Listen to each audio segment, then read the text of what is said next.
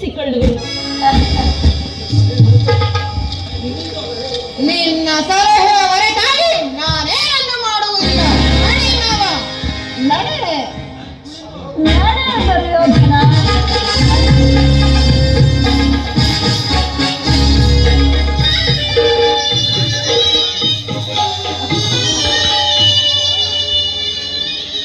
ನನ್ನ ಸಲಹೆಯನ್ನೇ ಕೇಳುತ್ತೇನೆ.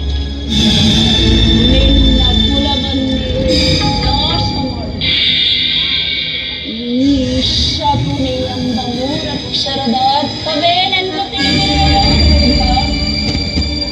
ಶಕ್ತಿ ಪ್ರಧಾನರಾದ ಕುರುಕುಲವನ್ನು ನಿರ್ಮೂಲನ ಮಾಡುವವನೇ ಶಕುನಿ.